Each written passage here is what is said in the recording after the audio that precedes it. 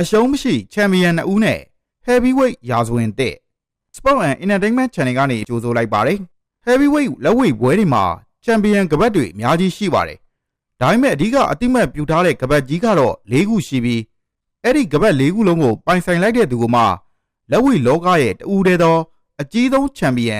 Undisputed Champion လို့ခေါ်ဆိုတာပါ။ဒီလိုမျိုးကပတ်၄ခုလုံးကိုစုစည်းပြီးအကောင်းဆုံးချန်ပီယံကိုဆုံးဖြတ်ခဲ့တာဟာနောက်ဆုံး1999ခုနှစ်လက်နစ်လူးဝစ်လက်ထက်ကစပြီးနောက်ထပ်နှစ်ပေါင်း25နှစ်တောင်ကြာမှပြန်လည်ပြစ်ပေါ်လာခဲ့တာဖြစ်ပါတယ်။ Heavyweight ရဲ့ရာဇဝင်သစ်အကြောင်းကိုမပြောခင်ကျွန်တော်တို့ channel ကို like and subscribe လုပ်သွားကြပါအောင်ခင်ဗျာ။ဒီပွဲမစတင်ခင်မှာလက်ရှိချန်ပီယံ2ဦးဖြစ်တဲ့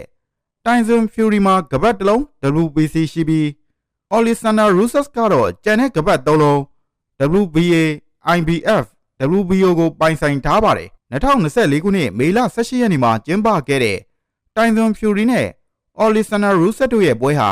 ဘာကြောင့်စိတ်လှုပ်ရှားစရာဖြစ်ရလဲဆိုတော့သူတို့နှစ်ယောက်စလုံးဟာ Professional လက်ဝှေ့လောကမှာ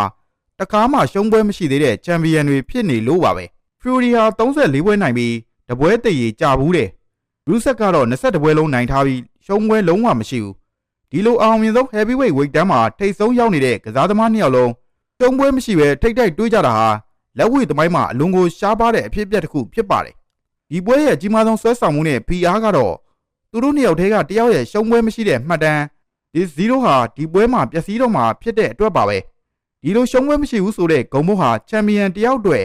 ကပတ်တွေထက်တောင်ပိုပြီးအရေးပါတဲ့ဂုဏ်သိက္ခာတစ်ခုဖြစ်ပါတယ်။ဒါကြောင့်ဒီပွဲဟာရိုးရိုးကပတ်လူပွဲမဟုတ်ပဲတဦးချင်းစီရဲ့ဘဝဂုဏ်သိက္ခာနဲ့မှတ်တမ်းတွေအလွန်ပြင်းထန်တဲ့တိုက်ပွဲတစ်ခုဖြစ်လာခဲ့ပါတယ်။ Tyson Fury နဲ့ Alexander Usyk တို့ရဲ့ပွဲစဉ်ဟာ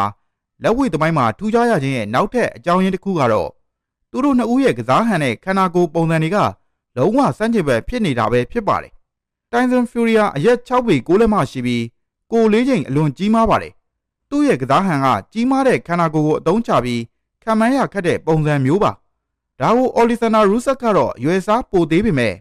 မြန်နှုန်းမြင့်ခြေလမ်းလျင်မြန်းတဲ့လက်သီးထိုးချက်နဲ့ထူးချွန်တဲ့နီးစနစ်ပိုင်းအသိဉာဏ်တွေနဲ့ပြန်လည်ရင်ဆိုင်ရတာဖြစ်ပါတယ်။ဒီပွဲစဉ်ဟာခန္ဓာကိုယ်ကြီးမားမှုနဲ့နီးစနစ်ပိုင်းကျွမ်းကျင်မှုတို့ရဲ့အဓိကထိပ်တိုက်တွဲဆုံမှုတစ်ခုလည်းဖြစ်ပါတယ်။ Fury ဟာ2015ခုနှစ်နိုဝင်ဘာလကလေးကဝိုင်းချန်ပီယံ Vladimir Klitschko အနိုင်ယူပြီး Heavyweight ဝိတ်တန်းရဲ့အကြီးဆုံးချန်ပီယံနေရာကိုရယူထားသူပါ။ Usyk ကတော့ Heavyweight ကိုမတက်ခင်သူ့အောက်က Cruiserweight ဝိတ်တန်းမှာကပတ်အားလုံးကို Undisputed Champion ဖြစ်ခဲ့ပြီးမှဝိတ်တန်းတက်လာတဲ့သမိုင်းမှတ်တမ်းကိုပိုင်ဆိုင်ထားသူပါ။ဒီလိုမတူညီတဲ့ဘဝခီးလန်းတစ်ခုကနေလာတဲ့အကောင်းဆုံးကစားသမား2ဦးထိပ်တိုက်တွေးကြတဲ့အခါ